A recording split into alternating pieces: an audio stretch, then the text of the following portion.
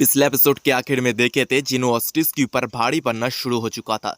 कुछ देर ऑस्टिस के ऊपर लगातार हमला करने के बाद कुछ मलबों के नीचे ऑस्टिस को वो दबा दिया था, लेकिन ऑस्टिस बिल्कुल सही सलामत उन मलबों के नीचे से बाहर निकालने के बाद जिन्हों से कहा था, ट्री बीस्ट, मैंने तेरे जैसे दुगला बीस्ट मेरे जिंदगी में नहीं देखा।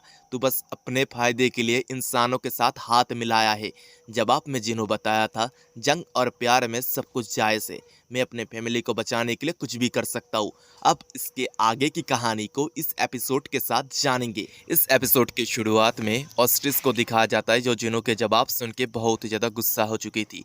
वो गुस्से के साथ कहती है, मेरे सारे के सारे बच्चे को मारने के बाद तू अपने फैमिली को प्रोटेक्ट करने के बारे में बात कर रहा है। जैसे तूने मेरे सारे के सारे बच्चे को मारा, मैं भी तेरे सारे के सारे फैमिली मेंबर को ऐसे ही मार दूंगी। इतना कहने के बाद ऑस्टिस एक एनर्जी अटैक को क्रिएट करने लगती है। इस बार के अटैक के अंदर ऑस्टिस अपना पूरा 100% झोंक चुकी थी।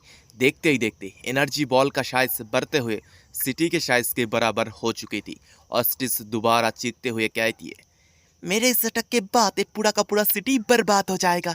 ना रहेगा सिटी और ना रहेगा तू और ना रहेगा तेरा फैमिली मेंबर। मेरे इस अटैक के साथ मर जा। इस एनर्जी बॉल का साइज इतना बड़ा था, दूर से मिस्टी माउंटेन के सारे बीस्ट इस एनर्जी बॉल को देख पा रहे थे। नाइन टेल सब लोगों को ऑर्डर देती है, इस एनर्जी बॉल के अंदर से बहुत ही खतरनाक एनर्जी निकल रही है। सब लोग इस जगह से दूर भाग चलो, हमें रिट्रीट करना है। वही शाओ किंग, जो जिन्हों के ऑर्डर को मान के सेफ प्लेस में आ चुकी थी, वो वहीं से ही खड़ी होके उस एनर्जी बॉल को देख के चिंतित होते हुए कहती है, डैड जरा संभाल के। एंड न्यूज़ रिपोर्टर्स जो हेलीकॉप्टर में बैठ के रिपोर्टिंग कर रहे थे, वो लोग हेलीकॉप्टर को लेके बैटलफील्ड से दूर आते हुए लाइव न्यूज़ में बताते हैं, आप लोग स्क्रीन में जिस पर्पल एनर्जी बॉल को देख पा रहे हैं, इस एनर्जी बॉल को ऑस्ट्रिस ने क्रिएट किया है। उस एनर्जी बॉल के अंदर से इस कदर गर्मी निकल रही है, अगर हमारा हेलीकॉप्टर उस एनर्जी बॉल के नज़दीक कुछ सेकेंड के लिए रहता है तो हमारा हेलीकॉप्टर गल सकती है। इस न्यूज़ को लाइव दुनिया भर के लोग देख रहे थे। दुनिया भर के सभी लोग जिन्हों के सलामती के लिए प्रेयर कर रहे थे। एंड बुगी भी दूर कहीं खड़ा होके इस अटैक को देख पा रहा था। वो कहता है, ट्री गॉड, आपको इस फाइट को जीतना ही पड़ेगा। इस तरफ ऑस्ट्रिस अपने एनर्जी बॉल को पूरी तरह से क्रिएट कर लिया था और फिर उस एनर्जी बॉल को जिन्हों की तरफ फेंकते हुए कहती है, मेरे इस अटैक के साथ मर जाओ। जिन्हों उस एनर्जी बॉल को अपने तरफ बढ़ते देख के सोचता है, अगर मैं इस एनर्जी बॉल को रोक नहीं पाता हूँ तो मेरा मौत ही पड़ी हो जाएगी। मेरे मौत के साथ साथ मेरा फैमिली मेंबर भी खतरे में आ जाएगी। मुझे मरना नहीं है, मुझे जीना है मेरे फैमिली के खातिर। इतना कह के जिन्हों उस एनर्जी बॉल में एक पंच लगा देता है और अपने पूरे पावर के साथ उस एनर्जी बॉल को रोकना शुरू कर देता है। जिन्हों को उस एनर्जी बॉल को रोक लेते देख के लाइव देखने वाले सब लोगों के दिल में एक होप जागती है। सब लोग एक साथ कहता है, ट्री गॉड, आपको जीतना ही पड़ेगा, अपने खातिर नहीं तो हम लोगों के खातिर। इस तरफ ऑस्ट्रिस भी जिन्हों को उसके एनर्जी अटैक को रोक लेते देख के बहुत ज़्यादा हैरान थी। वो हैरानी के साथ कहती है, ये छोटा सा ट्री बिस्ट मेरे इस खतरनाक एनर्जी अटैक को कैसे रोक सकता है, ये तो इम्पॉसिबल है। दूसरी तरफ जिन्हों बहुत ही मेहनत से उस एनर्जी बॉल को सप्रेस करने का कोशिश कर रहा था और उसके मन के अंदर बस एक ही बात चल रही थी, अगर वो इस एनर्जी बॉल को रोक नहीं पाता है तो उसका मौत हो जाएगी। अगर उसका मौत हो जाती है तो ये फुट ऑर्डर का ऑस्ट्रिस जाके उसके फैमिली के ऊपर हमला करेगा। उसे जीना है एटलीस्ट अपने फैमिली के खातिर। ये सारे के सारे बात को सोचते हुए जिन्हों उस एनर्जी बॉल को लगभग सप्रेस कर ही चुका था, मगर तभी वो एनर्जी बॉल बहुत तेज धमाका के साथ ब्लास्ट हो जाती है। इस ब्लास्ट को देख के ऑस्ट्रिस हंसते हुए कहती है, इतना मेहनत करके क्या फायदा हुआ जबकि तुम्हारा अंत इसी तरह से होनी थी। मगर तभी ऑस्ट्रिस को हैरान करते हुए जिन्हों धुआं के अंदर से सही सलामत बाहर निकलता है। जिन्हों को सही सलामत देख के ऑस्ट्रिस बहुत ही ज़्यादा डर जाती है। तभी जिन्हों कहता है, क्या तुम्हारा हो चुकी है, अब मेरा बारी है। इतना कह के जिन्हों उसके एक रूलर अथॉरिटी को यूज़ कर ऑस्ट्रिस को हिलने से रोक देता है और अपने 9 ड्रैगन रूट को कॉम्बाइन कर ऑस्ट्रिस के ऊपर हमला करना शुरू कर देता है। ऑस्ट्रिस के ऊपर लगातार हमला करते हुए उसे हवा में उठा देता है।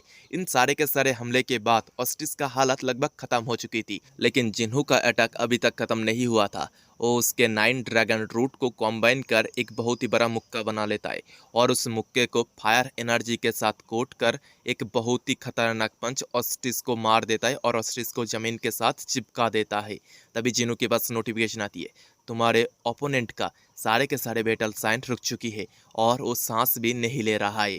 इस नोटिफिकेशन को पढ़ने के बाद जिन्हों खुश होते हुए कहता है, फाइनली ये लंबी फाइट खत्म हुआ, इस फाइट में मैं जीता हूँ। इसके बाद जिनो टेलीपैथीली मिस्टी माउंटेन के सारे बीस्ट और ह्यूमंस को बता देता है, इस फाइट के अंदर हमारा जीत हुई है, हम सक्सेसफुली इस ऑस्ट्रिच को हरा चुके।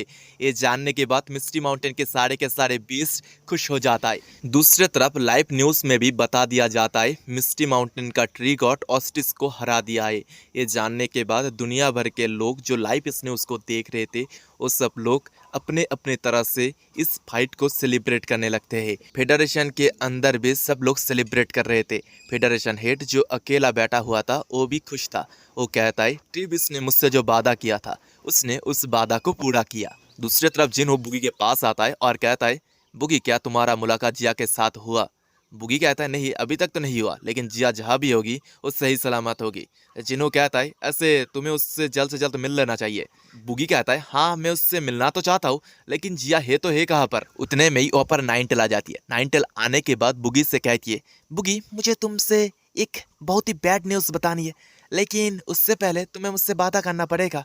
तुम इस न्यूज़ को सुनने के बाद बिल्कुल भी नहीं रहोगे। नाइनटेल का बात सुन के बुगी को बहुत ही ज़्यादा हैरानी होती है, लेकिन वो वादा कर देता है, ठीक है सिस्टर नाइनटेल, मैं नहीं रहूँगा, प्लीज़ आप मुझे बताइए। नाइनटेल इसके बाद बताना शुरू करती है, असल में बुगी जिया अब नहीं रही। जिया एक बहुत ही बहादुर लड़की थी। वो अपने ज़िंदगी के आखिरी पॉइंट तक बहादुरी से शैडो बीस्ट के साथ लड़ी और बहुत से इंसानों को प्रोटेक्ट की। उसके इसी बहादुरी को देख के जिया के मौत के बाद उसके डेड बॉडी को एक सेफ प्लेस में दफना दिया था, एक बहुत ही अच्छा ग्रेवयार्ड बना के। अगर बुगी तुम चाहते हो तो तुम जाके जिया के ग्रेव से घूम के आ सकते हो। इसके तुरंत बाद जिन्हो और बुगी जिया के ग्रेव के तरफ चल देता है, लेकिन जब से बुगी को पता चला है जिया मर चुका है, तब से बुगी कोई भी बात नहीं कर रहा था। जिन्हो रास्ते में बुगी को समझाता है, बुगी जिया एक बहुत ही स्ट्रांग लड़की थी, वो आखिरी पॉइंट तक बहुत ही बहादुरी से लड़ी थी, वो कभी भी नहीं चाहेगी उसके मौत की वजह से तुम रोना धोना करो, इसीलिए बुगी तुम्हें स्ट्रांग रहना पड़ेगा। कुछ देर शांत रहने के बाद बुगी कहता है, हाँ ट्री गॉड आपने बिल्कुल सही कहा, जिया कभी भी मुझे रोते हुए देखना नहीं चाहेगी, मैं उसके ग्रेव के पास जाके बिल्कुल भी नहीं रोऊंगा।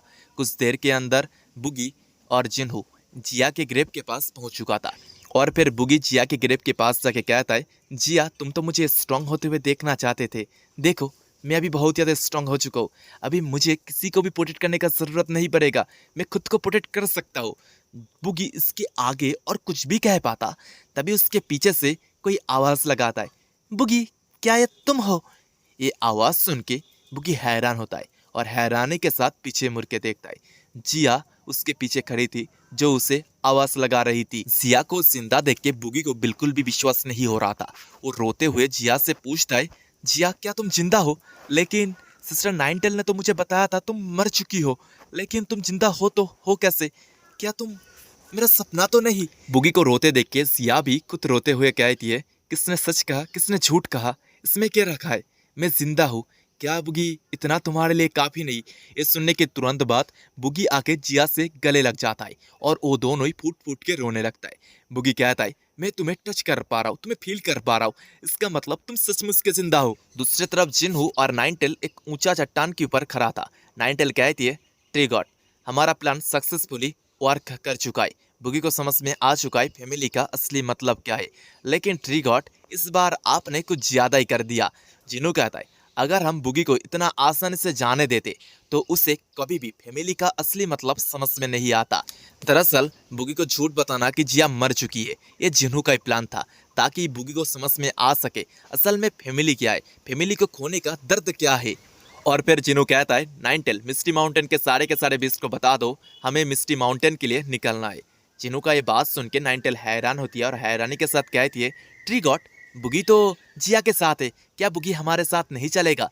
जिन्हो हंसते हुए नाइनटेल को जवाब देता है, बुगी को उसका असली फैमिली मिल चुका है, उसे उसके असली फैमिली के साथ ही रहने देना सही होगा। शिनशिप टोके शाओकिंग को दिखा जाती है, उसके पास उसका कमांडर आती है और कहती है, कमांडर शाओकिंग यह बार सब कुछ खत्म हो चुका है, हमें अभी चलना चाहिए। शाओकिंग कहती है, ठीक है चलो हम लोग लौट चलते। दूसरी तरफ फेडरेशन के अंदर एक मीटिंग बैठाया गया था। मीटिंग के अंदर जिनों के पॉपुलैरिटी को लेके बात किया जा रहा था। तभी वहाँ पर एक लड़की आती है जो कहती है फेडरेशन हेड बहुत ही बड़ा दिक्कत हो चुकी है, सारे के सारे ह्यूमन सर्वाइवर को लग रहा है फेडरेशन उनको सेव करने के लिए कोई भी एक्शन नहीं लिया, जो भी किया मिस्टी माउंटेन के बीस्ट नहीं किया। वो सभी लोग मिस्टी माउंटेन के सारे बीस्ट को और मिस्टी माउंटेन के ट्री गॉड को अपना सेवियर मान रहा है। अगर ऐसा ही चलते रहता है तो हमारा फेडरेशन एक बहुत ही बड़ा खतरे के अंदर आ सकता है। फेडरेशन हेड कहता है मुझे इस बारे में पहले से ही पता था कि ऐसा कुछ होने वाला है, हमें जल्द से जल्द कुछ करना पड़ेगा ट्री गॉड के पॉपुलैरिटी को कम करवाने के लिए। शिनशिप्टो के उस जगह का सीन दिखाया जाता है जहाँ पर ऑस्ट्रिच मरा था। वहीं से ही एक छोटा सा ऑस्ट्रिच लाइक मॉन्स्टर बाहर आता है।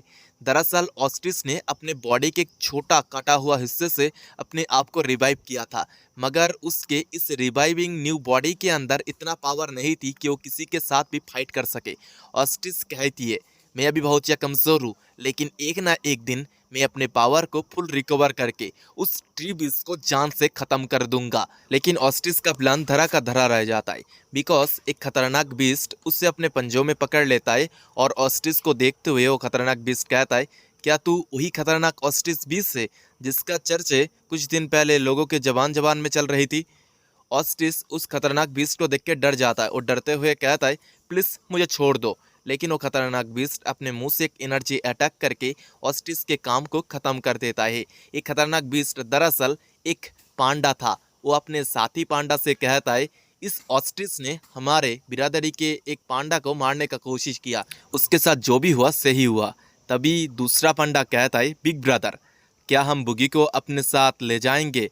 पहला पांडा मतलब जिसने ऑस्ट्रिच के ऊपर एनर्जी अटैक करके मारा था, वो कहता है नहीं, बुगी अभी जैसे जीना चाह रहा है उससे जीने दो, जब वक्त आएगी तब हम लोग बुगी को अपने साथ लेके जाएंगे। दूसरी तरफ बुगी इन सब से अनजान हंसते हुए जिया के साथ बात कर रहा था।